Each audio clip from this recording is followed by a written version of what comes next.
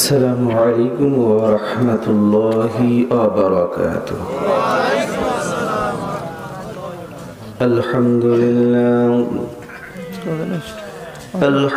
لله نحمده ونستعينه ونستغفره ونعوذ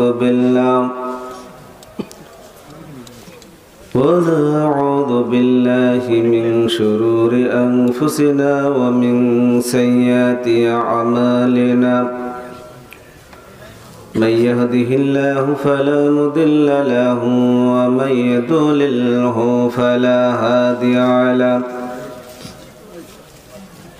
وأشهد أن لا إله إلا الله وحده لا شريك له. فقد قال الله تعالى في كلامه المجيد والفرقانه الحميد: أعوذ بالله من الشيطان الرجيم. بسم الله الرحمن الرحيم.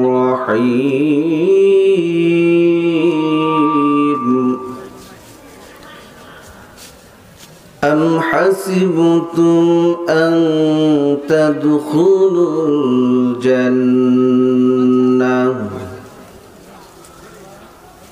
ولما يأتكم مثل الذين خلوا من قبلكم مستهم البأساء والضراء وزلزلوا حتى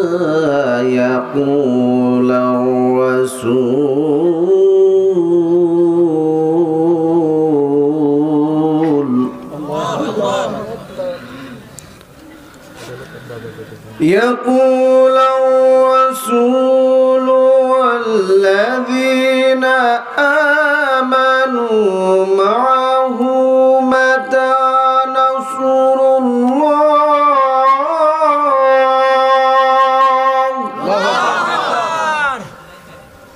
متى نصر الله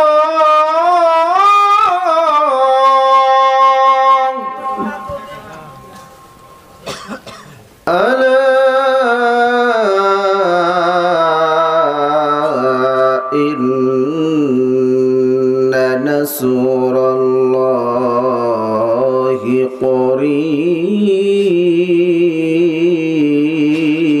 قريب. إن الله وملائكته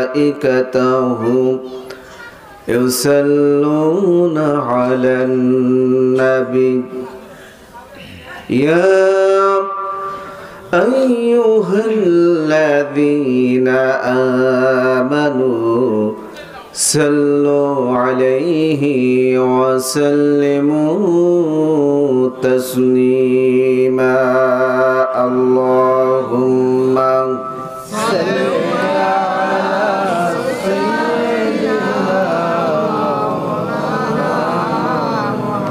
সকলে আওয়াজ তুলে পড়ি আল্লাহুম্মা সাল্লি আলা সাইয়্যিদিনা ক্লিয়ার করেন ভাই ওয়া আলা আলি সাইয়্যিদিনা। আমাদের প্রভু এক নবীর উম্মত জীবন বিধানে ওই শিবানী কোরআন। তবে কেন এক নও হে মুসলমান? এক হও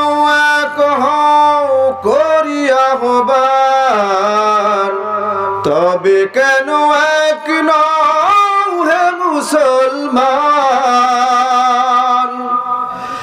এক হও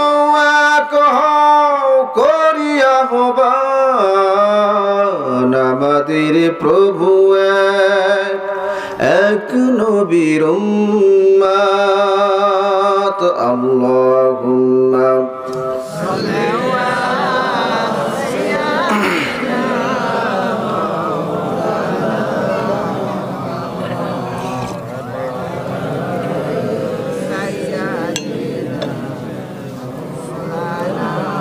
হাজারো ব্যথা বেদনার পরে ফিরে আসুনি তুমি আপন ঘরে। দিনের আলো তুমি ছড়িয়ে দিতে চলে গেলে মদিনায় মক্কা ছেড়ে হে রাসূল। তোমাকে ভুলি আমি কেমন করে হে রাসূল, তোমাকে ভুলি আমি কেমন করে। লা ইলাহা ইল্লাল্লাহ, লা ইলাহা ইল্লাল্লাহ। ওগো আমার প্রিয় রাসূল আসো কোন দূরে, তোমায় মনে পড়ে আজো, তোমায় মনে পড়ে। ওগো আমার প্রিয় রাসূল আসো কোন দূরে। লা ইলাহা ইল্লাল্লাহ। ভাইজান কালিমা পড়ছেন না, কারণ কি? কালিমা পড়লে সমস্যা? বাধা দিবে কেউ? কথা বলেন। কালিমা পড়লে বাধা দিবে? প্রতিবন্ধকতা করবে? কালিমা পড়লে বাধা প্রদান করত, প্রতিবন্ধকতার সৃষ্টি করত, ঢেল পাথর নিক্ষেপ করত তৎকালীন সময়ের আবু জেহেল সরকার এবং তার দোসরেরা। কথা বলেন ঠিক কিনা?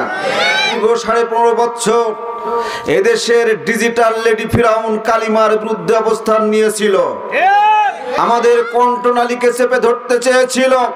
এটা 92% মুসলমানের দেশ। এদেশের বুকে কালিমার আওয়াজ তুলবো, কথা বলবো, এমন কোন বাবার বেটা নাই, মায়ের সন্তান নাই কালিমার আওয়াজকে স্তব্ধ করতে পারে। কথা বলেন ঠিক কিনা? অতএব কালিমার আওয়াজ হবে আস্তে নাকি জোরে? কোন রাম বামকে ভয় করে ইমানদার কখনো তার কালিমার আওয়াজকে নিচু করতে পারে? তাহলে আপনারা কেন সকলে কালিমা পড়ছেন না? কালিমা পড়বো কার জন্য? আল্লাহকে খুশি করবার জন্য। আজকের মাহফিল হয়ে যেতে পারে আমাদের জীবনের কারোর জন্য শেষ, ঠিক কিনা বলেন? অতএব কবুলিয়তের নিয়তে প্রত্যেকেই দারাজ কণ্ঠে কালিমা পড়ুন। লা ইলাহা ইল্লাল্লাহ, ও লা ইলাহা ইল্লাল্লাহ। আধারে ঘেরা এই পৃথিবীর তুমি ছিলে আলো, শত সাহাবারা তোমায় বেসেছিল ভালো। কথা বলে। আধারে ঘেরা এই পৃথিবীর তুমি ছিলে আলো, শত সাহাবারা তোমায় বেসেছিল ভালো। তোমার জন্য ব্যাকুলতা আজো অন্তরে, তোমায় মনে পড়ে আজো, তোমায় মনে পড়ে। ওগো আমার প্রিয় রাসূল আসো কোন দূরে। লা ইলাহা ইল্লাল্লাহ, ও লা ইলাহা ইল্লাল্লাহ, লা ইলাহা ইল্লাল্লাহ মুহাম্মাদুর রাসূলুল্লাহ সাল্লাল্লাহু আলাইহি ওয়াসাল্লাম। আলহামদুলিল্লাহ। শিক্ষা সংস্কৃতির এক ঐতিহ্যবাহী জেলা পাবনা জেলার উলাট মোল্লাপাড়া জামে মসজিদের উন্নতি কল্পে 13তম তাফসিরুল কোরআন মাহফিল। আজকের মাহফিলের সম্মানিত সভাপতির আসন অলংকৃত করেছেন জনাব Mohammad Rafiqul Islam, senior vice president, অবসরপ্রাপ্ত ইসলামী ব্যাংক বাংলাদেশ পিএলসি। আল্লাহ তাআলা প্রিয় ভাইকে দ্বীনের খেদমতের জন্য আমরণ কবুল করুন, হায়াতে তাইয়্যিবা দান করুন, দুনিয়া এবং আখিরাতের কল্যাণ দিয়ে জীবনকে পূর্ণ করে দিন, বলুন আমিন। অত্যন্ত শরীফ মানুষ, অত্যন্ত মেধাবী, বিচক্ষণ, আল্লাহওয়ালা একজন ব্যক্তি বলে আমার কাছে মনে হলো। যতটুকু ওনার সাথে কথা বলা হয়নি, যতটুকু ওনার কথা শুনলাম, যথেষ্ট ইলম রাখেন। আল্লাহ তাআলা যেন তার ইলমে আরো বহুগুণে বারাকা দান করে দেন। আজকের মাহফিলের সম্মানিত আলোচক আমার পূর্বে আলোচনা করেছেন হযরত মাওলানা সাহাবুল ইসলাম আনসারী নাটোর। আল্লাহ তাআলা প্রিয় ভাইয়ের কণ্ঠকে গোটা জাতির জন্য দ্বীনের খেদমতে খুলুসিয়াতের সাথে ইখলাসের সাথে যেন কবুল করে নেন, বলুন আমিন। হযরত মাওলানা মুহাম্মদ ইসমাইল হোসাইন জাবিহুল্লাহ অত্র এলাকার কৃতি সন্তান এবং বিশিষ্ট ইসলামী চিন্তাবিদ, তিনি আলোচনা পেশ করেছেন। খতিব খয়রান হযরত আয়েশা রাদিয়াল্লাহু তাআলা আনহা জামি মসজিদ ও ইমাম বাইতুর রহমান মসজিদ, উলাট উত্তরপাড়া। বিশেষ করে আমার সাথে সার্বক্ষণিক যোগাযোগ রেখেছেন আবুল কালাম ভাই, অত্যন্ত ভদ্র মানুষ। উনিও ব্যাংকার, সম্ভবত ব্যাংকে চাকরি করেন, ম্যানেজার। আলহামদুলিল্লাহ।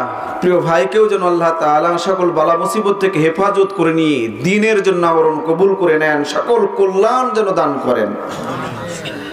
বাসায় খাইলাম, প্রিয় ভাই সামনেই বসা, নাম্বার নাই বা বললাম। আল্লাহ তাআলা যেন প্রিয় ভাই সহ আমাদের সকলকে কবুল করে নেন, বলুন আমিন। আজকের মঞ্চে বসা জাতির শ্রেষ্ঠ সন্তান উলামায়ে হযরত, হাফিজ কোরআন, সামনে বসা এক কালেমায় বিশ্বাসী তাওহীদের পতাকাবাহী আমার প্রাণ প্রিয় দ্বীনী ভাইয়েরা, পর্দার অন্তরালে অবস্থানরত আমার স্নেহস্পদা মা এবং বোনেরা, আমার সাথের সাথী হয়ে এসেছেন, আসেন নাই, নিয়ে এসেছি জোর করেই। আমারই সাথে একসাথে শিক্ষকতা করি সহকারী অধ্যাপক ইংরেজি ভাই মোহাম্মদ জুনায়েদ আহমেদ এবং আমার প্রতিবেশী স্কুলের প্রাইমারি শিক্ষক ফিরোজ আহমেদ সহ মাইকের আওয়াজ যত দূর পর্যন্ত যাচ্ছে সকলকে জানাচ্ছি সালাম, আসসালামু আলাইকুম ওয়া রাহমাতুল্লাহ। এবং সকলার জন্য যেন আল্লাহ তাআলা তার খাস রহমত, খাস নিয়ামত যেন বরাদ্দ করে দেন, সকল বালা মুসিবত থেকে যেন হেফাজত করে নেন, বলুন আমিন। শুকরিয়া আদায় করছি যে মহান রব আমাদেরকে অসংখ্য মানুষের মধ্য থেকে বাছাই করে কোরআন আল কারীমের মাহফিলে আসার, বসার, কথা বলার এবং শোনার সুযোগ করে দিলেন। আলহামদুলিল্লাহ। সবাই বলতে পারলাম না আলহামদুলিল্লাহ। দুরুদ সালাম বর্ষিত হোক আখির জামানার পয়গম্বর, পথহারা, পথ ভোলা, নির্যাতিত, নিষ্পেষিত মানবতার মুক্তির দূত, যিনি এসেছিলেন আজ থেকে প্রায় 1550 বছর পূর্বে মক্কার মরু প্রান্তরে আইয়ামে জাহিলিয়াত তথা বর্বরতার যুগে। বর্বরতার যুগে জন্য বলা হয় যে সমাজে খুন, গুম, জিনা, ব্যভিচার, অন্যায়, অবিচার, জুলুম, নির্যাতন এমন কোন অন্যায় অপরাধ ছিল না যে সমাজে বিদ্যমান ছিল না, যে সমাজে নারীর কোনো ন্যূনতম সম্মান ছিল না, কন্যা সন্তানকে তারা পাপ মনে করে জীবন্ত কবর দিতেও যাদের বুক এতটুকু কাঁপেনি, যে সমাজের নেতৃত্বে ছিল সমাজের সবচাইতে খারাপ মানুষগুলি। মাইকা লাগালো, কই সাউন্ড কমে গেছে, আমার মঞ্চে সাউন্ড দরকার। কানে যে সমাজের নেতৃত্বে ছিল সমাজের সবচেয়ে মূর্খ, অশিক্ষিত এবং বর্বর মানুষগুলি, সেই সমাজ প্রিয় নবীজি দেখলেন যে সমাজে খুন, যে সমাজে বছরের পর বছর যুদ্ধ বিগ্রহ লেগেই থাকতো। নবী সেই সমাজের চিত্র পরিবর্তনের জন্য একটি সংগঠন করেছিলেন, আপনারা যেমন একটা সংগঠন করেছেন সমাজ সংস্কারের জন্য, মানবতার কল্যাণের জন্য। প্রিয় নবীজিও করেছিলেন সংগঠন, নাম ছিল তার হিলফুল ফুজুল। কিন্তু প্রিয় নবীজি হিলফুল ফুজুল দিয়ে সেই সমাজের ভাগ্যের কোনো পরিবর্তন করতে পারে নাই। সমাজ থেকে খুন বন্ধ হয় নাই, গুম বন্ধ হয় নাই, জিনা বিচার বন্ধ হয় নাই, ধর্ষণ বন্ধ হয় নাই, ইফটিজিং বন্ধ হয় নাই, সুদ দুর্নীতি বন্ধ হয় নাই। প্রিয় নবীজি ব্যথিত হলেন, আল্লাহর কাছে ধারণা দিলেন, বললেন, মালিক, এই জাহেল বর্বর জাতিকে যদি একটি সভ্য সুন্দর জাতিতে রূপান্তরিত করতে হয়, কেবলমাত্র প্রয়োজন তোমার দেওয়া একটি সংবিধান, একটি নিয়ম, একটি নীতি। কথা বলে প্রিয় নবীজির মতো আল আমিন সাদিক আর কি কেউ আছেন? আর কি কেউ হবেন? সেই নবীজি তার মন গড়া আইন দিয়ে সেই সমাজের ভাগ্যের পরিবর্তন করতে পারেন নাই।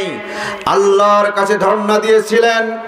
মহান আল্লাহ সুবহানাহু ওয়া তাআলা অবতীর্ণ করলেন মহাবিশ্বের মহাবিশ্বয় মহাগ্রন্থ আল কোরআন আল কারীম।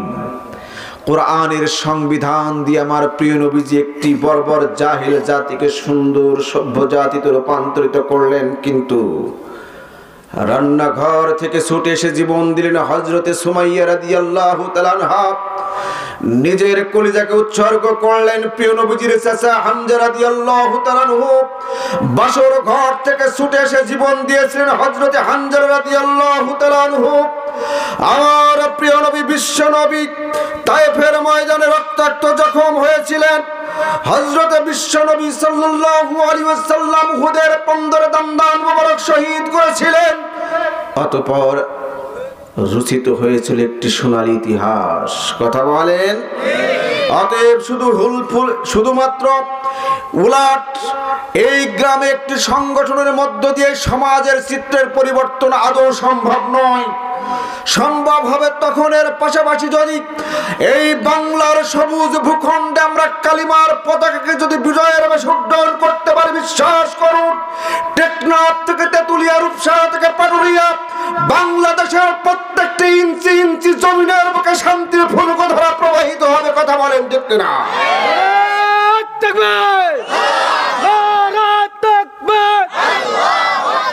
আল কোরআনের আলো সংসদে জালো। ছুটিয়াই শাহজালালের নির্ভীক সৈনিকেরা খতম কর গোবিন্দরই সেলাসা মুন্ডা গোলা। ছুটিয়াই শাহজালালের নির্ভীক সৈনিকেরা খতম কর গোবিন্দরই সেলাসা মুন্ডা গোলা। অলিদের এই ভূমিতে বিপ্লবেরই মশাল জ্বালা, অলিদের এই ভূমিতে বিপ্লবেরই মশাল জ্বালা। ছুটিয়াই শাহজালালের নির্ভীক সৈনিকেরা খতম কর গোবিন্দরই সেলাসা মুন্ডা গোলা। শাহজালালের স্বপ্ন ছিল কোরআনের জ্বলবে আলো, শাহজালালের স্বপ্ন ছিল কোরআনের জ্বলবে আলো। সে আলো জ্বালিয়ে দিতে, সে আলো জ্বালিয়ে দিতে ছুটে যায় এবার তোরা। ছুটে যায় শাহজালালের নির্ভীক সৈনিকেরা খতম কর গোবিন্দরই সেলাসা মুন্ডা গোলা। ছুটে যায় শাহজালালের নির্ভীক সৈনিকেরা খতম কর গোবিন্দরই সেলাসা মুন্ডা গোলা।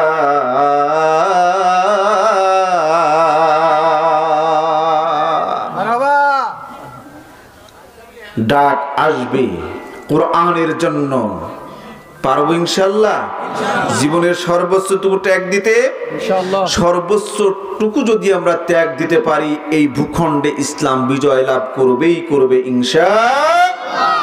প্রিয় নবীজি কোরআনের সংবিধান দিয়ে একটি সুন্দর সোনালী সমাজ উপহার দিয়ে শুয়ে আছেন সোনার মদিনায়।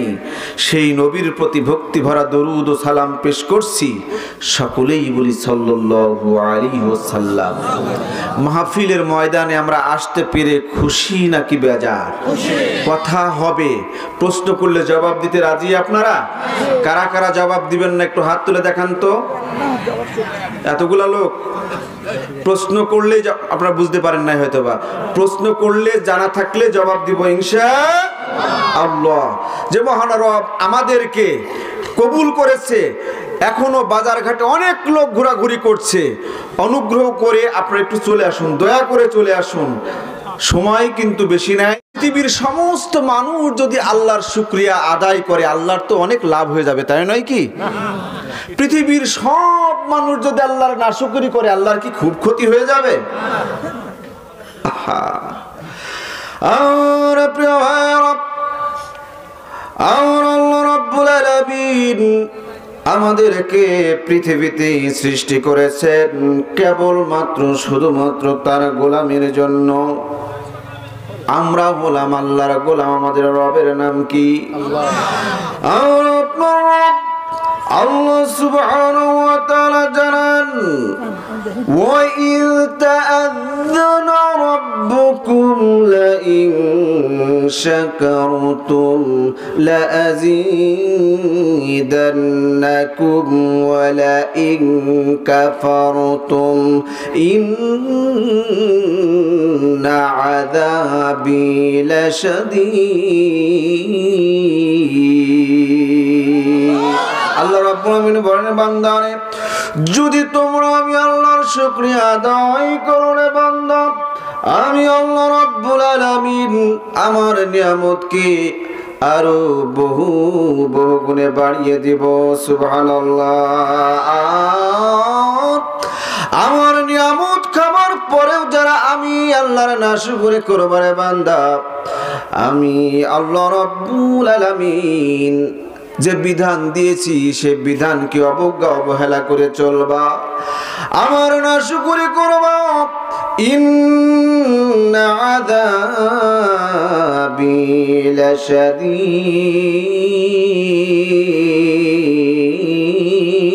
আল্লাহু আকবার। আমার আল্লাহ রাব্বুল আলামিন জানিয়ে দিয়েছেন আমার আযাব বড় কঠিন। জানিয়ে দিয়েছেন কে? আমার আল্লাহ রাব্বুল আলামিন পরকালীন জীবনে আযাবের ব্যবস্থা রেখে দিয়েছেন। আর আল্লাহর সাথে যারা নাফরমানি করবে দুনিয়াতেও তাদের জন্য আযাবের ব্যবস্থা আছে না নাই?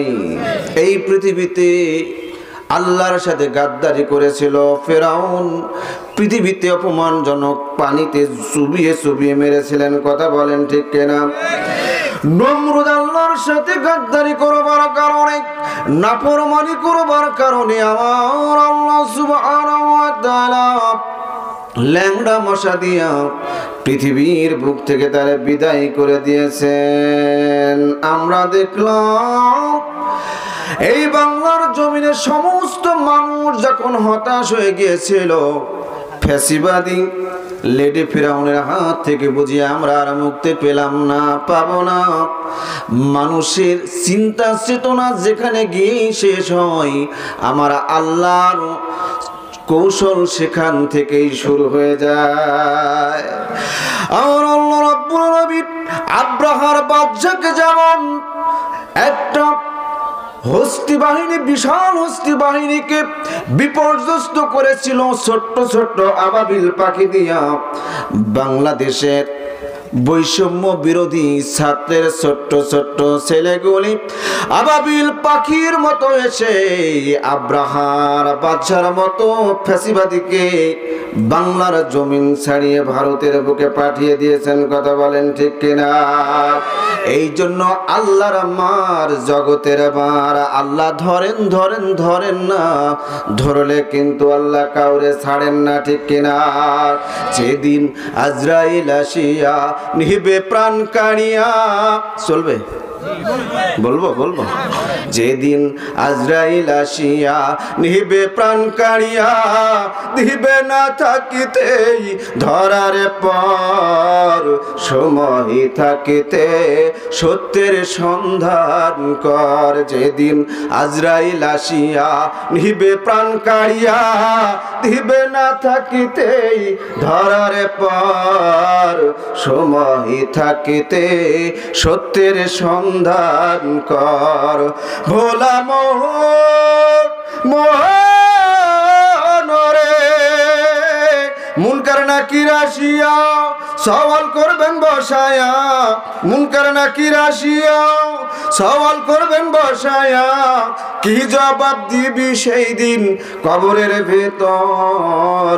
সময় থাকিতে সত্যের সন্ধান কর, যেদিন আজরাইল আসিয়া নিবে প্রাণ কাড়িয়া, দিবে না থাকিতেই ধরার পর। সময় থাকিতে সত্যের সন্ধান কর। জোরে জোরে বলেন ঠিক কিনা? রবের নাম কি? আল্লাহর শুকরিয়া আদায় করার দরকার আছে। আল্লাহর নিয়ামতকে আমরা খাই। আমি আপনি কেন আমার রব আল্লাহ সুবহানাহু ওয়া তাআলার শুকরিয়া আদায় করব না? আমার আপনার অসংখ্য গণন নিয়ামত দান করেছেন। রব হলেন তিনি, না চাইতে সকল চাহিদাকে পূরণ করেন যিনি। ঠিক কিনা বলে? অক্সিজেনের দরকার, আল্লাহর কাছে দরখাস্ত করা লাগছে? আলো বাতাসের দরকার, দরখাস্ত করছি? আমার আল্লাহ রাব্বুল আলামিন অসংখ্য নিয়ামত দান করেছেন। আল্লাহ বান্দারে, বান্দা ওয়া ইন তাউদ্দু নি'মাতাল্লাহি লা তুহসুহা।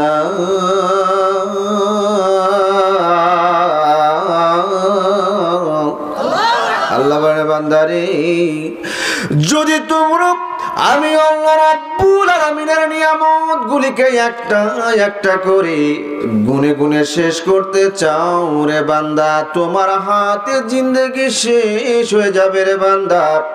আমি আল্লাহর নিয়ামতগুলিকে গুনে গুনে শেষ করতে পারবা না, পারবা না বলে দিয়েছেন কে? পারবো না। ওই যে বিশাল আকাশ খুঁটিবিহীন, কে সৃষ্টি করে দিয়েছেন?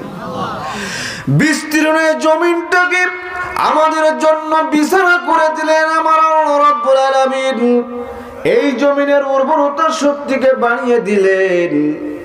জমিনে বীজ ছড়ালে এরকম আদি ফসল উৎপন্ন করে দেন কে? চৈত্র মাসে মাঠ যখন ফেটে চৌচির হয়ে যায়, মানুষগুলি আমার রবের কাছে ধর্ণা দেয়, আল্লাহ পানি দাও, পানি দাও। আনজালা মিনাস সামাই মাআ। আর আল্লাহ রাব্বুল আলামিন ওই আকাশ থেকে পানি বর্ষণ করে দিয়া মরা জমিনটাকে ফল ফসলের উপযোগী করে দেন। জোরে বলেন তিনি কে?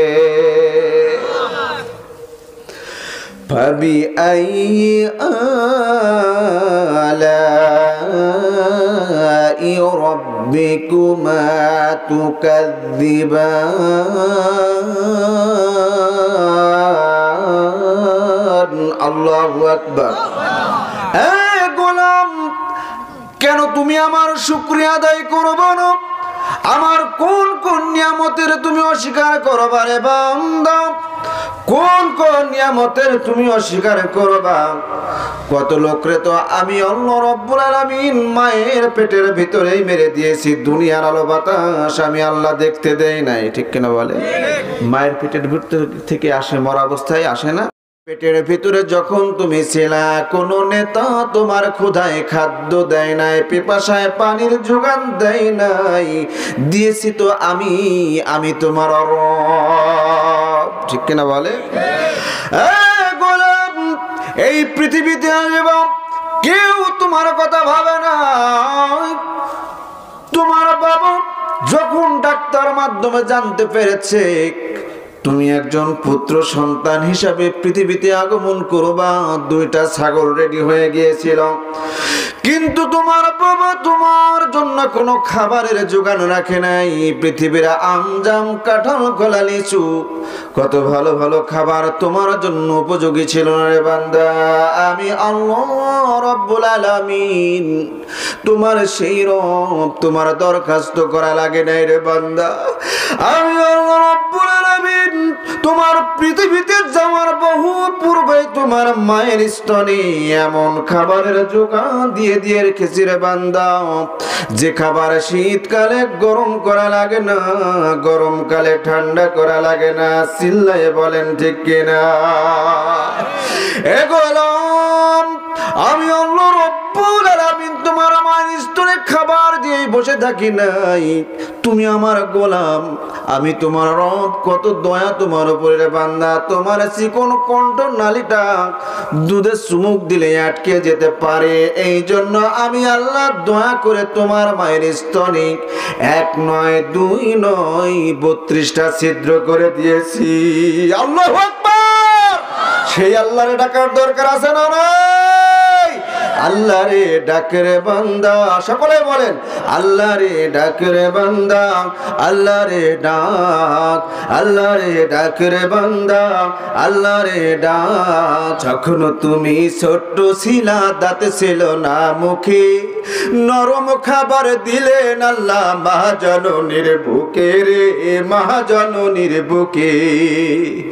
আবার যখন কেউ রবে না,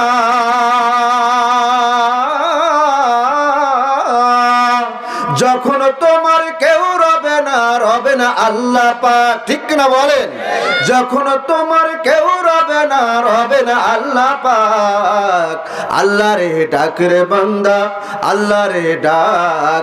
ডাকার মতো ডাকলে তোমার গুনাহ হবে মাপ, হায় রে। ডাকার মতো ডাকলে তোমার কলব হবে সাফ।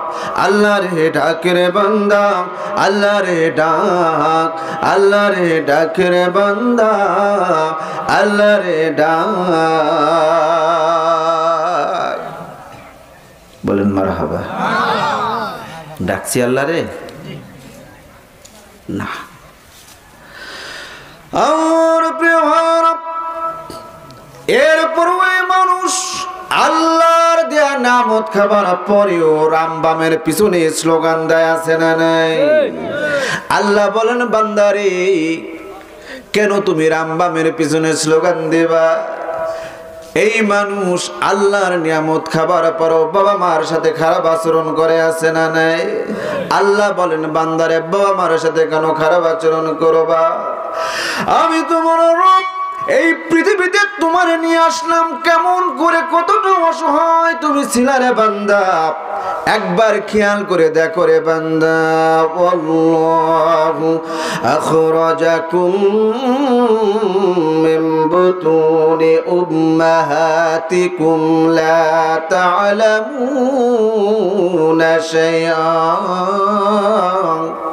আল্লাহু আকবার। وجعل لكم السمع والأبصار والأفئدة لعلكم تشكرون।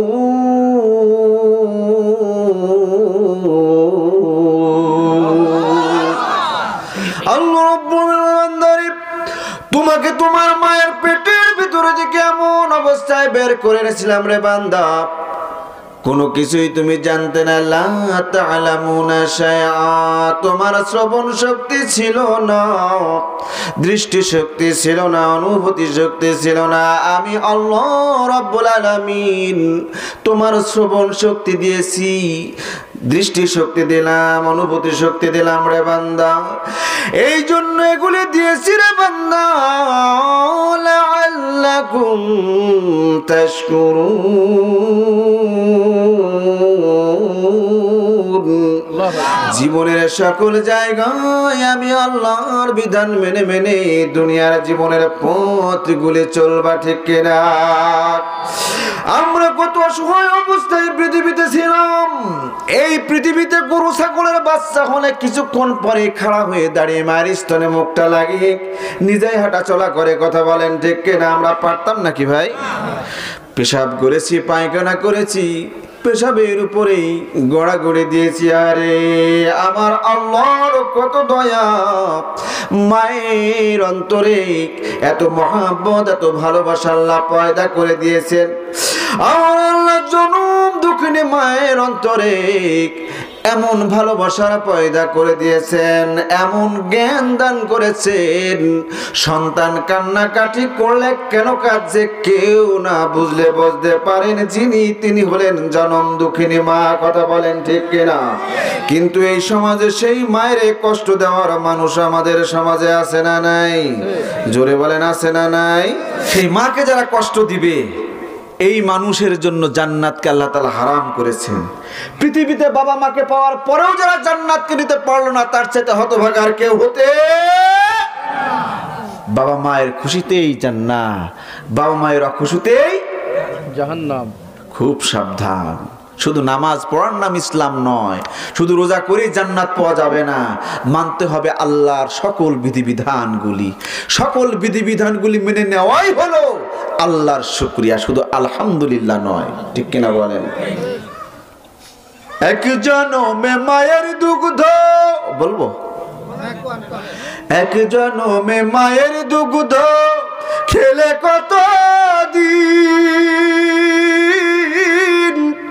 জনম জনম সেবা করে শোধ হবে না হারিন। সে মাকে যারা দাও না খেতে, সেই মাকে যারা দাও না খেতে, একটু ভক্তি করো না, তারাই আমার গান শুনো না। যারা মাকে ভালোবাসো না, তারাই আমার গান শুনো না। যারা বাপকে ভালোবাসো না, তারাই আমার গান শুনো না। জোরে জোরে বলেন ঠিক কিনা? তাহলে শুকরিয়া আদায় হবে কার? শুধু আলহামদুলিল্লাহ বলেই না, লাআল্লাকুম তাশকুরুন। যুদ্ধনীতি, চুক্তিনীতি, বন্দিনীতি, রাষ্ট্রনীতি, অর্থনীতি, রাজনীতি, জীবনের সব জায়গায়, রান্নাঘর থেকে পরিবার, পরিবার থেকে সমাজ, সমাজ থেকে রাষ্ট্র, রাষ্ট্র থেকে আন্তর্জাতিক জীবন পর্যন্ত জীবনের সকল জায়গায় আমার আল্লাহর দহির বিধানকে মেনে মেনে জীবনের পথ চলা, প্রিয় নবীজির 23 বছরের রক্তাক্ত আন্দোলনকে সাথী করে নিয়ে জীবনের পথ চলাই হলো আল্লাহর শুকরিয়া আদায়। কথা বলেন ঠিক কিনা? আসুন, যেহেতু তাফসির মাহফিল, একটা কোরআন থাকার দরকার ছিল। তাফসির মাহফিলে কথা হয় কোথা থেকে ভাই? কোরআন থেকে কথা হয়।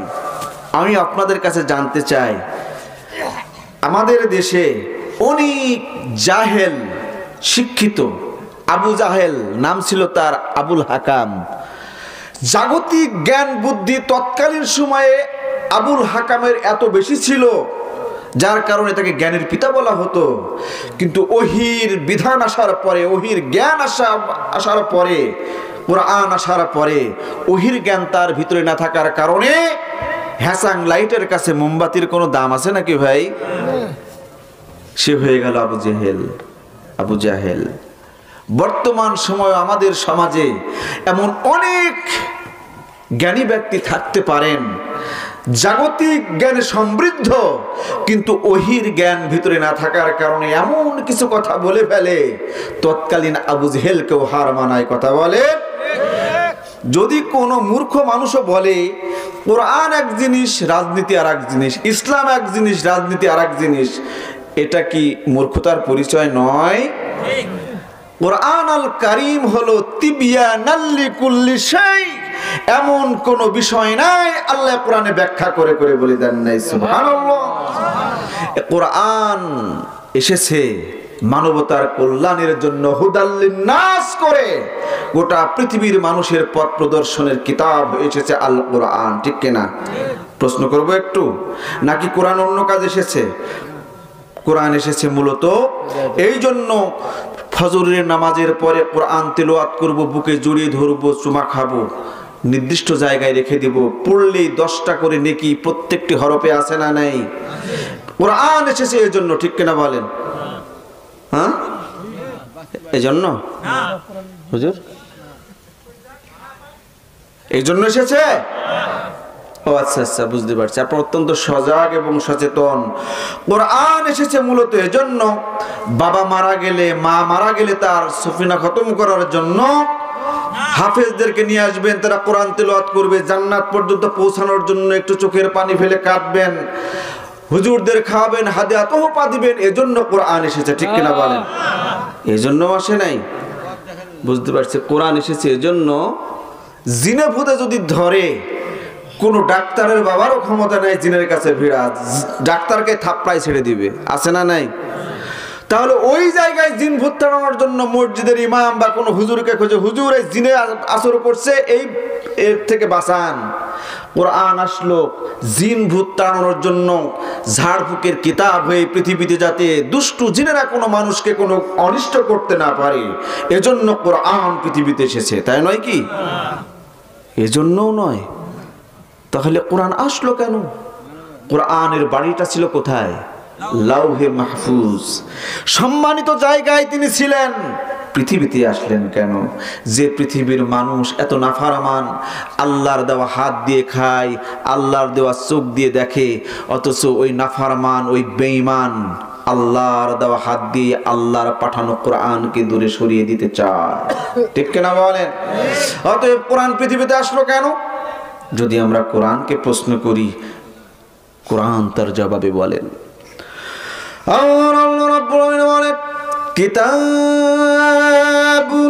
আনজালনাহু ইলাইকা লিতুখরিজান নাসা মিনায-যুলুমাতি ইলান নূর। আল্লাহ রাব্বুল আলামিন বলেন, ও নবী, এটি এমন একটি কিতাব, এটি একটি কিতাব তোমার উপর আমি নাজিল করেছি, যাতে তুমি লোকদেরকে অন্ধকার থেকে আলোর দিকে নিয়ে আসতে পারো। সুবহানাল্লাহ। তার মানে হলো, জাহিলিয়াতের অন্ধকার থেকে যদি এই জাতিকে, সমাজকে, মানুষদেরকে আনতে হয়, কোরআনের বিধান ছাড়া আদৌ সম্ভব নয়। আল্লাহ রাব্বুল আলামিন বলেন, ইন্না আনজালনা ইলাইকাল কিতাবা বিল হাক্কি লিতাহকুমা বাইনান নাসি বিমা আরাকাল্লাহ। জোরে জোরে বলেন আল্লাহু আকবার।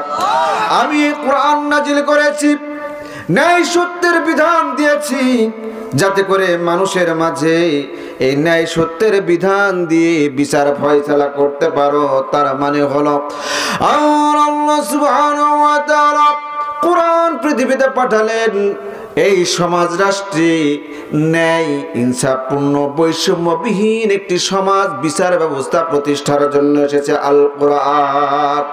আবু সাইদ মুগ্ধ সহ আমাদের কলিজার টুকরা সন্তানেরা, এদেশের অনেক যুবক, ছাত্র জনতা যারা জীবন দিল যে বৈষম্যবিহীন একটি সমাজ দেখার স্বপ্ন নিয়ে, সেই সুন্দর সোনালী সমাজ যদি পেতে হয়, আল কোরআন আল কারিমের সংবিধান ব্যতীত অন্য কোনো আইন, অন্য কোনো রসম, অন্য কোনো ইজম, অন্য কোনো মতবাদ দিয়ে আদৌ সম্ভব নয়। কেবলমাত্র সম্ভব কোরআনের বিধান দিয়ে। কথা বলেন ঠিক কিনা?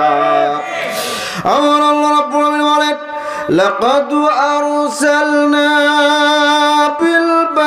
بالبينات وأنزلنا معهم الكتاب والميزان ليقوم الناس بالقسط। জোরে জোরে বলেন আল্লাহু আকবার। যুগে যুগে যত নবী রাসূল পাঠিয়েছি, সকলকে কিতাব দিয়েছি, ন্যায়ের পাল্লা মিজান দিয়েছি। কি দিয়েছি? ন্যায়ের পাল্লা মিজান দিয়েছি। কাজ হলো যাতে করে ওই কিতাব দিয়া ন্যায় বিচার প্রতিষ্ঠা করতে পারো। সুবহানাল্লাহ। তার মানে হলো, আমার আল্লাহ সুবহানাহু ওয়া তাআলা ওহীর কিতাব পাঠিয়েছেন, সমাজ রাষ্ট্রে ন্যায় বিচার প্রতিষ্ঠার জন্য এসেছে আল কোরআন আল কারীম, ঠিক কিনা বলে? আর প্রিয় ভাইরা, আমার আল্লাহ সুবহানাহু ওয়া তাআলা এরপরে বলেন, ওয়া আনিহকুম বাইনাহুম বিমা আনজালাল্লাহু ওয়া লা তাত্তাবি'হু আহওয়াহুম। জোরে জোরে বলেন আল্লাহু আকবার। আল্লাহ যে আইন দিয়েছেন, সে আইন দিয়ে বিচার করতে হবে। কার কথা? আল্লাহর কথা। মোল্লার কথা নাকি আল্লাহর কথা? এটা দুনিয়ার কোন মোল্লার কথা নয়। আমার আল্লাহ রাব্বুল আলামিন বলেছেন, আল্লাহর দেওয়া আইন দিয়ে বিচার করতে হবে। জজ কোর্ট, হাইকোর্ট, পার্লামেন্ট, বঙ্গভবন চলবে কার আইন দিয়ে? কিন্তু আমাদের সমাজে এমন মানুষ আছে যারা বলে হুজুর একথা শুনবো না, মানবো না, কারণ আল্লাহর বিধান মানতে গেলে, আল্লাহর বিধান চালু করলে সমাজ আরো রসাতলে যাবে। নাউজুবিল্লাহ, আছে না নাই? তারা বলে ডিজিটাল জামানা, কোরআন এসেছিল 450 বছর পূর্বের কোরআন দিয়ে বর্তমান সমাজে শান্তি প্রতিষ্ঠিত করা সম্ভব নয়। এটা হলো সেকালে। নাউজুবিল্লাহ বলেন। আমি বলি বন্ধু, আল্লাহর দেওয়া লক্ষ কোটি বছর পূর্বের সূর্য যদি এখনো আলো আর তাপ দিয়ে পৃথিবীর মানুষকে বাঁচিয়ে রাখতে পারে, লক্ষ কোটি বছর পূর্বের অক্সিজেন যদি এখনো মানুষের বেঁচে থাকবার অবলম্বন হয়ে থাকতে পারে, আমার আল্লাহ রাব্বুল আলামিনের পাঠানো মাত্র 1550 বছর পূর্বে কোরআন কেন পারবে না এই সমাজকে সুন্দর সোনালী সমাজে রূপান্তরিত করতে? ঠিক কিনা? কোনো জবাব তারা দিতে পারবে না, কোনো জবাব তাদের কাছে নাই। জবাব কি দেবে? আসলে তারা কোরআনের সংবিধান চায় না। কোরআন প্রতিষ্ঠিত হয়ে গেলে বড় বড় বোতল খাওয়া যাবে না, রাষ্ট্রের সম্পদগুলিকে কুক্ষিগত করে বেগুন পাড়ায় বাড়ি বানানো যাবে না, দেশের সম্পদগুলিকে লুটপাট করা যাবে না। খাও দাও ফুর্তি করো, দুনিয়াটা মস্ত বড়, এটা চলবে না। কথা বলেন ঠিক কিনা? এই জন্য ওরা সব মানতে রাজি। হুজুর নামাজ পড়বো কোরআন দিয়ে, রোজা করব কোরআন দিয়ে, হজ করব কোরআন দিয়ে, সব করব, কিন্তু কোরআনের বিচার ফয়সালা আমরা মানব না। আমার আল্লাহ সুবহানাহু ওয়া তাআলা এই কিসিমের বদনামি যারা করে তাদের ব্যাপারে আল্লাহ সুবহানাহু ওয়া তাআলা ফতোয়া দিয়েছেন। বলবো না কি ভাই? কষ্ট পাবেন না তো? আমার আল্লাহ রাব্বুল আলামিন বলেন, ওয়া মান লাম ইয়াহকুম বিমা আনজালাল্লাহু ফাউলাইকা হুমুল কাফিরুন।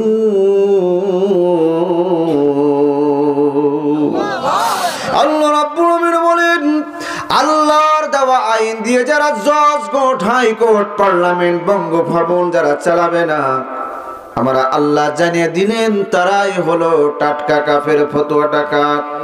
এটা মাওলানা আসাদুজ্জামান উসমানের ফতোয়া নয়, কোন মোল্লার ফতোয়া নয়। ফতোয়া দিয়েছেন কে? ফাউলাইকা হুমুদ যালিমুন।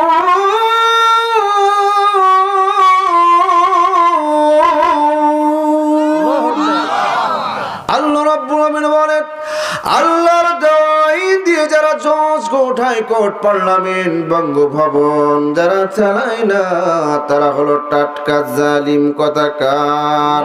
ফাউলাইকা হুমুল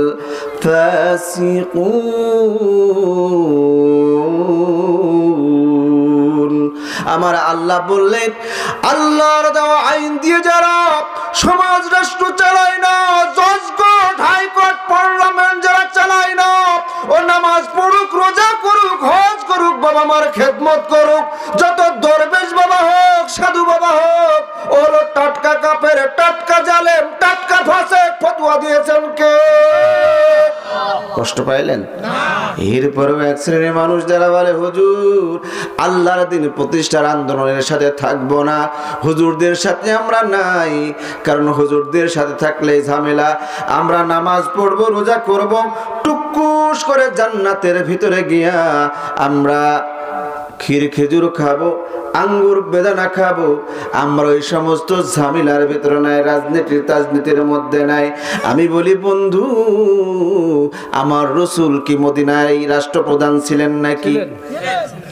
আমার নবীজি 10 বছর মদিনার রাষ্ট্রপ্রধান ছিলেন। মদিনায় রাষ্ট্রপ্রধান যখন ছিলেন, প্রিয় নবীজি বলেন তো ওই মদিনার সংবিধানটা কি ছিল? কোরআন। কোরআনের সংবিধান ছিল কি ছিল না? রাসূলের সুন্নাত তুমি পালন করবা, মেসওয়াকের সুন্নাত, রাসূলের সুন্নাত পালন করবা, পাগড়ি বাঁধার সুন্নাত। কিন্তু আমার নবীজি মদিনায় রাষ্ট্রপ্রধান 10 বছর ছিলেন। মদিনার সংবিধান ছিল আল কোরআন। কোরআন। আর এই আল কোরআনের সংবিধানকে প্রতিষ্ঠিত করতে গিয়ে আমার নবীজি তায়েফের ময়দানে রক্তাক্ত হলেন। আরে উহুদের প্রান্তরে আমার নবীজি দান্দান মোবারক শহীদ করলেন, কত সাহাবা আজমাইন জীবন দিলেন। ও বন্ধু, তুমি জান্নাতে যেতে চাও শুধু মিষ্টি খাওয়া সুন্নাত পালন করে, এটা কি সম্ভব নাকি? প্রিয় বন্ধুরা আমার, তাহলে সুন্নাত মানতে হলে কি করতে হবে? পরিপূর্ণই মানতে হবে। ইসলাম মানলে পরিপূর্ণই মানতে হবে। কিছু মানবো কিছু মানবো না, তা হবে না, তা হবে না। কোনো বৈষম্য রাখা যাবে না। প্যারে হাজিরিন, স্বাধীনতার কত বছর হলো? 54 বছর স্বাধীনতার উদযাপন করলাম, তাই নয় কি? স্বাধীনতার জন্য এদেশের সাধারণ মানুষ, খেটে খাওয়া মানুষ, প্রশিক্ষণহীন মানুষগুলি রণাঙ্গনে অস্ত্র নিলে লড়াই করেছিল হানাদার বাহিনীর বিরুদ্ধে।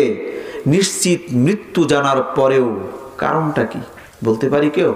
মুরব্বীরা পারবেন, আমরা শুনেছি। কেন স্বাধীনের চিন্তা মাথায় আসলো কেন?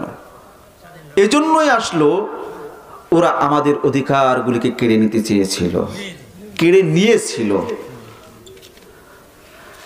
ওরা স্বাধীনতার যুদ্ধে অংশ নিয়েছিল। আর কোনো বৈষম্য থাকবে না। এদেশের অর্থ সম্পদ কেউ লুটে পুটে নিবে না। এদেশের মানুষের ভাগ্যের অধিকার কেউ কেড়ে নিবে না। এদেশের মানুষের বাক স্বাধীনতা কেউ কেড়ে নিবে না। ভোটের অধিকার কেউ কেড়ে নিবে না। কথা বলে?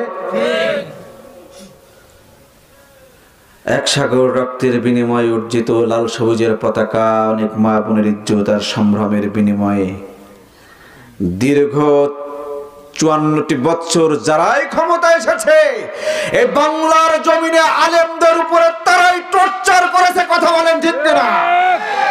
আলেমদেরকে কেউ কখনো ভালোবাসে নাই। আমরা শুধু মার খাওয়ার জাতিতেই হয়ে পড়ে রয়েছি। তার ভিতরে 15.5 বছর ফ্যাসিস্ট যা করেছে, কোরআনের পাখি আল্লামাকে শহীদ করে দিয়েছে। সময় তো ভাইয়েরা আমার, জানতে বড্ড ইচ্ছে হয় ওরা 15.5 বছর স্বাধীনতার পক্ষের কথা বলেই কথা বলতো, আর আমরা বিপক্ষের স্বাধীনতার বিপক্ষের শক্তি, যারা ইসলাম মানে, দিন মানে, বিরোধী মতের সবাইকে ওই কথাই বলতো। ঠিক কিনা বলে? জানতে বড্ড ইচ্ছে হয় যারা এদেশের হাজার হাজার কোটি টাকা লুটপাট করলো, যারা পদ্মা সেতুর হাজার হাজার কোটি টাকা লুটপাট করলো, যে এফ সালমান রহমান এদেশের হাজার হাজার কোটি টাকা লুটপাট করলো, যে সোনার ছেলেরা বিশ্ববিদ্যালয়ে আমাদের মেয়ে বোনদেরকে ধর্ষণ করে তারা সেঞ্চুরি উদযাপন করলো, যারা লগিয়ার বৈঠা দিয়ে মানুষকে পিটিয়ে হত্যা করে তারপরে নৃত্য দিল, যারা শাপলা চত্র সংখ্য আলেম হাফেজে কোরআনকে শহীদ করল, যারা দেশের 57 জন সেনা অফিসারকে হত্যা করল, যারা দেশের ছাত্র জনতার বুকে গুলি চালালো, যারা দেশের স্বাধীনতার সার্বভৌমকে ভারতের কাছে বিক্রি করতে চেয়েছে, করে দিয়েছে, তারা স্বাধীনতার বন্ধু হয় কেমনে? কথা বলে? মূলত তারা এই তকমা লাগিয়ে আমাদেরকে দাবিয়ে রাখবার চেষ্টা করেছে, পারে নাই। ওয়ামাকারু ওয়ামাকারাল্লাহ আল্লাহু খায়রুল মাকিরিন। ঠিক কিনা বলে? শুধুমাত্র আলেমদেরকে ভয় করত, টর্চারটাও বেশি হতো, কারণ সে জানে যদি আলেমরা একত্রিত হয়ে যায় তাহলে আমার এই দেশে কেউ আমাকে টিকিয়ে রাখতে পারবে না। তখন কি বলবে ওরা? পালারে পালাও, জলদি পালাও, নইলে তোদের গলায় পড়বে মালা। এই পালারে পালাও, জলদি পালা, গলায় পড়বে নইলে জুতারে মালা। হক আসছে, বাতিল তো কাঁপছে, ছিনিয়ে নেবে ওরা জয়ের মালা। পালারে পালা, জলদি পালা, নইলে গলায় পড়বে জুতারে মালা। ইতিহাস থেকে যারা শিক্ষা নেয় না তাদের কপালে তো এমনি হয়। পরের কথাই যারা করে নাচানাচি, মেসোয়াকে দেখলে পায় কামানের ভয়। কথা বলে, ইতিহাস থেকে যারা শিক্ষা নেয় না, তাদের কপালে তো এমনি হয়। পরের কথাই যারা করে নাচানাচি, মেসোয়াকে দেখলে পায় কামানের ভয়। পিছনের দরজা আছে যে খোলা, পুটলা পুটলি নিয়ে এখনই পালা, পালারে পালা, জলদি পালা, নইলে তোদের গলে চলবে মালা। এই পালারে পালা, জলদি পালা, নইলে গলায় ঝুলবে জুতারে মালা। হয়েছেও তাই, কথা বলে ঠিক কিনা?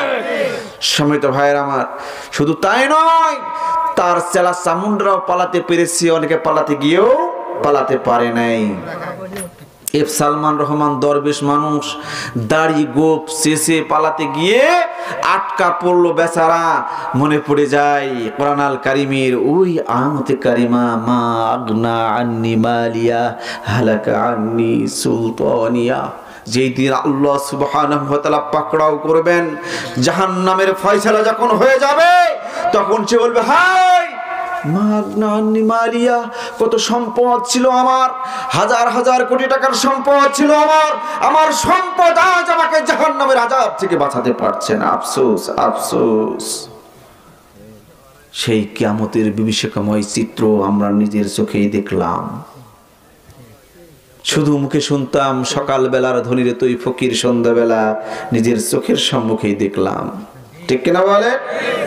এফ সালমান রহমান এদেশের হাজার হাজার কোটি টাকা লুটপাট করেছে, এদেশের ব্যাংকগুলিকে শ্মশানে পরিণত করেছে, কিন্তু এত টাকা থাকার পরেও তাকে বাঁচাতে পারে নাই, কারাগারে আছে। ঠিক কিনা বলে?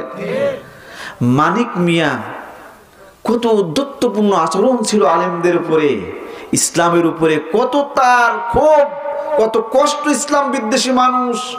আহারে বেচারা, কলার পাতার উপরে কি এক দারুণ দৃশ্য। আল্লাহর সাথে গাদ্দারি করলে আকাশ চুম্বি সম্মানকে আল্লাহ এক ঝাঁকুনিতে মাটির সাথে চূর্ণ বিচূর্ণ করে দিতে পারেন। কথা বলেন ঠিক কিনা? শুধু তাই নয়, তার একটা ডিম পুলিশে ফাটিয়ে দিয়েছে, জানেন না? 2টা করে ডিম থাকে, একটা ডিম ফাটা। যে হাউন আঙ্কেল এদেশের আলেম ওলামাদেরকে উলঙ্গ করতে চেয়েছিল, আল্লাহ তার সম্মান কেমন মাটির সাথে মিশিয়ে দিয়েছে, তার 3 ইঞ্চি গোটা পৃথিবীর মানুষের কাছে ওপেন করে দিয়েছে। এটাই হলো আল্লাহ ধরেন ধরেন ধরেন না, ধরলে কিন্তু আল্লাহ কাউরে ছাড়েন না। অতএব শিক্ষা নিন। এগুলি এমনি এমনিতেই বলছি না। যাদের কোরআনের প্রতি এখনো বিদ্বেষ মনোভাব রয়েছে, আলেম উলামার বিরুদ্ধে যারা আজ পর্যন্ত ষড়যন্ত্র করছে, আমি বলবো, বন্ধু, একটু শিক্ষা নাও। তোমার সম্মানকে আবার আল্লাহ আকাশ চুম্বি করে দেবে কোরআনের সাথে সম্পর্ক রাখবার কারণে। কথা বলেন ঠিক কিনা? এই কোরআনের সাথে যারাই গাদ্দারি করবে, দুশ্মনী করবে, আমার আল্লাহ সুবহানাহু ওয়া তাআলা তাদের সম্মানগুলি মাটির সাথে মিশিয়ে দিবে। অতএব সাবধান হওয়ার দরকার আছে না নাই? আমি কোন দলের পক্ষেও বলেছি? আমি বলেছি কোরআনের পক্ষে, কোরআনের পক্ষে আসবার জন্য। আপনি যে দল করেন করেন, সেটা আপনার ব্যাপার, কিন্তু কোরআন এবং সুন্নাহ দিয়ে আপনার জীবনকে গড়তে হবে যদি আপনি চান দুনিয়ার শান্তি আর পরকালীন মুক্তি। দুনিয়ার শান্তি কেন? এফ সালমান রহমানের মতো মানুষ, তার হাতে হাত কড়া নাই, আছে, অথচ কোরআনের পাখি আল্লামা দেলোয়ার হোসেন সাঈদী, মামুনুল হক, তাদের হাত কড়া ছিল কি ছিল না? বলে, ওয়াসসারিকু ওয়াসসারিকাতু ফাকতাউ আইদিয়াহুমা, চোর চুরি করলে হাত কাটতে হবে, এটা তো আল্লাহর বিধান। কোরআনের পাখি আল্লামা সাঈদী চুরি করে নাই, মামুনুল হক চুরি করে নাই, তারপরও তাদের উপরে জুলুম নির্যাতন করা হয়েছে, কিন্তু এফ সালমান রহমানের করা হয় নাই। বৈষম্য কিনা বলেন? অথচ সূরা মায়েদার 38 নম্বর আয়াতে কারিমা যদি আমার দেশে চালু থাকতো, বিশ্বাস করুন, আর কেউ এই দেশের জমিনে একটা চুরি করার কথা চিন্তাও করতে পারতো না। এদেশে চুরির বিচার হয়, মূলা চুরি, বেগুন চুরির বিচার হয়, যতটুকু শাস্তি হওয়া দরকার তার চাইতে বেশি হয়, কিন্তু রাষ্ট্রের সম্পদ যারা চুরি করে তাদেরকে কেউ ধরতে পারে না। কলমের খোঁচায় হাজার হাজার কোটি টাকা লুটপাট হয়ে যায়। এজন্যই আগামীতে বৈষম্যবিহীন একটি সুন্দর সোনালী সমাজ বিনির্মাণের জন্য এই কোরআনের জন্য ডাক আসবে। আবু সাইদ মুগ্ধের মতো জীবনের সর্বোচ্চ ত্যাগ করতে প্রস্তুত রয়েছি, তারপরে কোরআনের পক্ষে থাকবো যারা, দুটি হাত তুলে আল্লাহরে দেখায় নারে তাকবীর, নারে তাকবীর, আল্লাহু আকবার। ইসলামের শত্রুরা হুঁশিয়ার সাবধান, নারে তাকবীর। আলহামদুলিল্লাহ, আমি আপনাদের সম্মুখে যে কোরআন আল কারিমের আয়াতে কারিমা তেলাওয়াত করেছি, সম্মানিত ভাইয়েরা আমার, আমি সে বিষয়ের উপরে কিছু কথা বলেই, সংক্ষিপ্ত পরিসরে কথা বলেই ইনশাআল্লাহ সমাপ্তির দিকে যাব। সূরা বাকারার 214 নম্বর আয়াতে কারিমা থেকে তেলাওয়াত করেছি। আয়াতে কারিমা নাজিরের প্রেক্ষাপট হালকা একটু টাচ দিয়ে আমরা দোয়া মোনাজাতের দিকে যাব। আল্লাহ সুবহানাহু ওয়া তাআলা আয়াতে কারিমা অবতীর্ণ করে জানিয়ে দিলেন, ওয়া আনযির আশীরাতাকাল আকরাবিন। ওগো নবী, নিজের নিকটতম আত্মীয় পরিজনদেরকে ভয় দেখাও। কিসের ভয়? আল্লাহর ভয়, আযাবের ভয়, আল্লাহর পাকড়াওয়ের ভয়। মানুষদেরকে দিনের দাওয়াতের জন্য আল্লাহ সুবহানাহু ওয়া তাআলা আদেশ করলেন, কালিমার দাওয়াতের জন্য বললেন। আমার দয়ার নবী, মায়ের নবী খাদিজা রাদিয়াল্লাহু তাআলা আনহাকে বললেন, ও খাদিজা, আমার আল্লাহ সুবহানাহু ওয়া তাআলা আমারে আদেশ করেছেন নিকটতম আত্মীয় স্বজনদেরকে যেন দাওয়াত দিই, ভয় দেখাই। আমি নিয়ত করেছি গো খাদিজা, আমার মতো এতিম কেউ নাই, বাবারে হারিয়েছি, মারে হারিয়েছি। ও খাদিজা, নিয়ত করেছি আমার বাবার কুল থেকে 15 জন, মায়ের কুল থেকে 10 জন, শ্বশুর কুল থেকে 10 জন, প্রতিবেশী 10 জন, 45 জনকে আমি প্রাথমিকভাবে দাওয়াত দিব। আল্লাহর রাসূল সাল্লাল্লাহু আলাইহি ওয়াসাল্লামের প্রস্তাবকে বললেন, ইয়া রাসূলুল্লাহ, অতি উত্তম প্রস্তাব। দয়ার নবী, মায়ের নবী এই মানুষগুলির কাছে দাওয়াতি কাজ করলেন, তাদের কাছে কালিমার দাওয়াত দিলেন। একদিন প্রাত্যুষী লা ইলাহা ইল্লাল্লাহ এই দাওয়াত দেবার কারণেই আবু লাহাব একটা পাথর নিক্ষেপ করলো দয়ার নবীর দিকে। পাথরের টুকরোটি প্রিয় নবীজির বাম সোয়ালের কাছে সে যখন আঘাত লাগলো, রক্তাক্ত হয়ে গেলেন প্রিয় নবীজি। কারণ আবু লাহাব বুঝতে পেরেছিল কালিমা গ্রহণের অর্থটা কি। কালিমা গ্রহণের অর্থ হলো রাজনৈতিকভাবে চূড়ান্ত পরাজয় মেনে নেওয়া। আবু লাহাব সেই সময় ধর্ম মন্ত্রণালয়ের দায়িত্বে ছিল এবং অর্থ মন্ত্রণালয়, দুইটা গুরুত্বপূর্ণ মন্ত্রণালয়ের দায়িত্ব পালন করত। আবু লাহাব বুঝতে পেরেছিল কালিমা গ্রহণ করার অর্থ হলো রাজনৈতিকভাবে চূড়ান্ত বিপর্যয়। এই জন্য বরদাস্ত করে নাই যে প্রিয় নবীজির এত ভালোবাসতো, সেই নবীজির পাথর ছুঁড়ে যখন মারলো, দয়ার নবী মায়ার নবীকে হত্যা করবার জন্য বলে তার তলোয়ার নিয়ে যখন সামনের দিকে অগ্রসর হয়েছেন, প্রিয় নবীজির পাশে দাঁড়ানো রয়েছেন হযরতে আলী রাদিয়াল্লাহু তাআলা আনহু। বললেন, ওগো চাচা যান, সামনের দিকে আর এগোনোর চেষ্টা করবে না গো চাচা। আর যদি একটা বার সামনের দিকে এগোনোর চেষ্টা করো গো চাচা, আমার তলোয়ার থেমে থাকবে না। আমি আলী একটা এই তলোয়ার দিয়ে আঘাত দিয়ে আপনার দেহ থেকে মাথাকে বিচ্ছিন্ন করে দেব। জোরে জোরে বলেন আল্লাহু আকবার। যুবকেরা যখনই দাঁড়িয়ে গিয়েছে, বাতিল ইসলাম বিরোধী শক্তি সেখানে থমকে দাঁড়িয়েছে। কথা বলেন ঠিক কিনা? আল্লাহর নবী, প্রিয় নবী, বিশ্ব নবী সাল্লাল্লাহু আলাইহি ওয়াসাল্লামের উপরে আবুল আহাব প্রথমে আঘাত আনলো শুধুমাত্র দিন প্রতিষ্ঠার দাওয়াত তথা কালিমার দাওয়াত দেওয়ার কারণে। কারণ ইলা মেনে নেওয়া, রব মেনে নেওয়ার অর্থ হলো আল্লাহর গোলামি দাসত্ব শুধু নামাজ রোজার মধ্যে নয়, জীবনের বিস্তীর্ণ অংশে আল্লাহকে রব বলে মেনে নেওয়া। কথা বলেন ঠিক কিনা? আমরা তো মনে করি আমরা মুসলমান, কিন্তু মুসলমান হতে হলে বিচার ব্যবস্থা, রাজনীতি, অর্থনীতি সব জায়গাতেই আল্লাহকে মেনে নেওয়াই হলো পরিপূর্ণ ইমানের দাবি। সম্মিত ভাইয়ের আমার, আবুল আহাব চলে গেল, বিশ্ব নবীতে চলে আসলেন। অনেক ঘটনা, আমি সেদিকে যাব না। আল্লাহর নবী, প্রিয় নবী সাল্লাল্লাহু আলাইহি ওয়াসাল্লাম গোপনে গোপনে দাওয়াত দিতে লাগলেন। দুর্বল মানুষগুলি ইসলামের সুশীতল ছায়াতলে অবস্থান নিচ্ছিলেন। আরে আমার প্রিয় বন্ধুরা, আর তাদের উপরে জুলুম নির্যাতন কিন্তু শুরু হয়েছিল।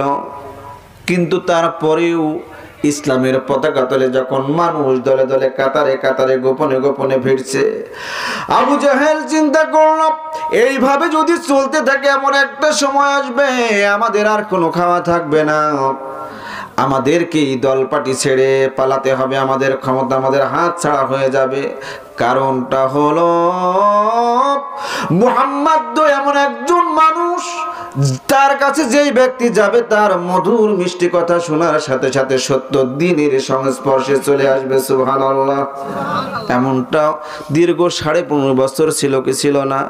দীর্ঘ 15.5 বছর ইসলামিক সংগঠন যারা করতো এই বাংলার জমিনে, তাদেরকে জঙ্গি আর নানান কথা বলে বলে ইসলামীর দাওয়াত মানুষের কাছে দিতে দেওয়া হয়নি। কথা বলে, অথচ এদেশের আলেম ওলামার কথা শুনে সেখানে হাজার হাজার মানুষ পঙ্গপালের মতো সেখানে জড়ো হচ্ছে। আলহামদুলিল্লাহ, মানুষ এখন বলছে আরে কত সুন্দর মানুষ, তাই নয় কি?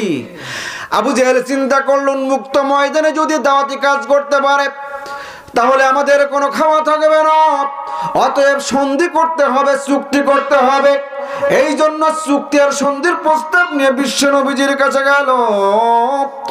বলল, মুহাম্মদ তুমি মিলাদ পড়ো, দোয়া খায়ের করো, ইমামতি করো, কাবা ঘরের চাবি নিবা নাও, যা করবা করো, হাজিদের পানি পান করাও গো মুহাম্মদ। তুমি যদি চাও সুন্দরী নারী তোমারে দেব, বাড়ি দেব, গাড়ি দেব, সব দেব মুহাম্মদ। কেবলমাত্র রাজনৈতিক অঙ্গনটা তুমি একটু মাইনাস করে তোমার কাজ চালাও। আল্লাহর নবী, প্রিয় নবীরে প্রস্তাব দিয়েছিল। বলেন তো ভাই, বর্তমান জামানায় এমনটা আছে না নাই? যখন কোরআন আল কারীম থেকে মসজিদের মেম্বার থেকে কথা বলে, অনেক জায়গা আছে বলে হুজুর রাজনীতির কথা বললেন না। যদি কোনো আলেম মেম্বারে দাঁড়ায় বলেন হুজুর ওই সবের ভিতরে আপনি যান না, ভালো জায়গা না, ওগুলো মারিং কাটিং জায়গা আছে না নাই? আপনি হচ্ছেন হুজুর, মানুষ মিলাদ পড়বেন, জিকির ফিকির করবেন, খাবেন দাবেন, এই সমস্ত জায়গায় আপনারা আসেন কেন? এগুলা ভালো জায়গা নয়। কি? হ্যাঁ, রাজনীতি করা যাবে না। সম্মানিত ভাইয়েরা আমার, আপনি মিলাদ পড়েন, জিলাপি খান, আমার দয়ার নবী সেই সময় জবাবে কি বলেছিলেন? ওয়াল্লাযী আরসালা রাসূলাহু বিল হুদা ওয়া দীনিল হক লিয়ুযহিরাহু আলাদ দীনি কুল্লিহি ওয়ালাউ কারিহাল মুশরিকুন।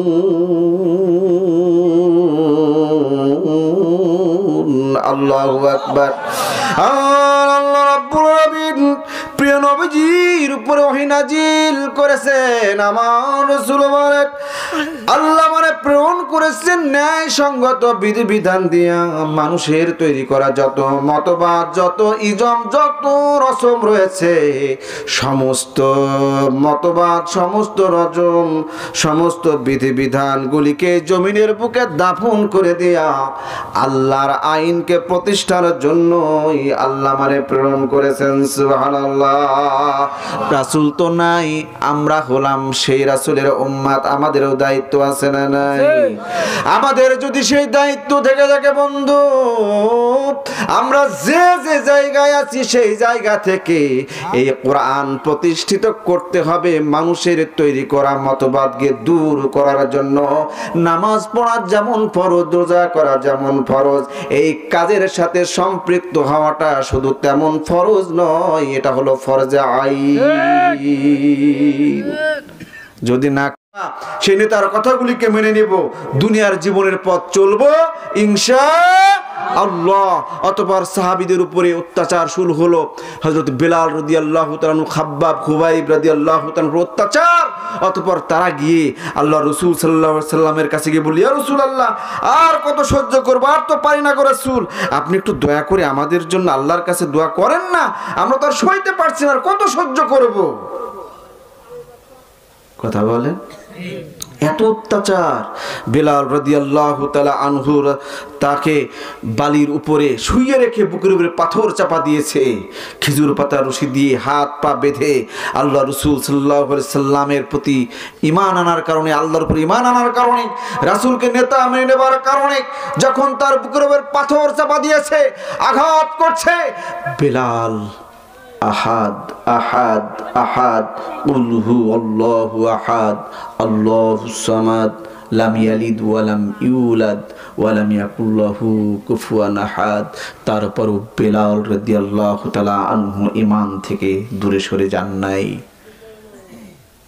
ও মুসলমান, ঈমানদার বললেই ঈমানদার হওয়া যায় না। হযরত খাব্বাব রাদিয়াল্লাহু তাআলা আনহু, বেলাল রাদিয়াল্লাহু তাআলা আনহু যখন বিশ্ব নবীর কাছে গেলেন, বললেন, তোমরা কি মনে করেছো আম হাসিবতুম আন তাদখুলুল জান্নাহ, জান্নাতে এমনি এমনিতে চলে যাবে? অথচ তোমাদের আগে যারা ঈমান এনেছিল তাদের উপরে যা নেমে এসেছিল এখনো তোমাদের উপরে নেমে আসে নাই।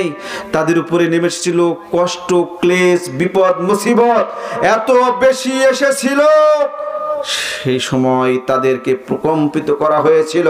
সে সময়ের নবীরা এবং তাদের অনুসারীরা, সমকালীন যারা ছিল, তারা যারা ঈমান এনেছিল, তারা চিৎকার করে বলে পড়েছিল, মাতা নাসরুল্লাহ, কখন আসবে আল্লাহর সাহায্য? আল্লাহ বলেন, সবর করো, ধৈর্য ধরো, আল্লাহর সাহায্য অতি সন্নিকটে। সুবহানাল্লাহ। আল্লাহর সাহায্য এসেছিল। এই জন্যই জান্নাত এমনি এমনিতেই পাওয়া যাবে না। ইন্নাল্লাহা আশতারা মিনাল মুমিনিনা আনফুসাহুম ওয়া আমওয়ালাহুম বিআন্না লাহুমুল জান্নাহ। প্রকৃত ব্যাপার তো হলো এটাই, আল্লাহ সুবহানাহু ওয়া তাআলা মুমিনদের কাছ থেকে তাদের প্রাণ এবং সম্পদ জান্নাতের বিনিময়ে কিনে নিয়েছেন। আমাদের জান, আমাদের প্রাণ সব কিছু কিনে নিয়েছেন কি? কিসের বিনিময়ে? জান্নাতের বিনিময়ে। সেই জান্নাত আল্লাহ দিবেন যদি জান আর মালকে আমরা দিতে পারি। প্রিয় বন্ধুরা আমার, সেই জান এবং মালকে দিতে রাজি আছি কারা? একটু দুটি হাত তুলে আল্লাহর নারায়ে তাকবীর, নারায়ে তাকবীর।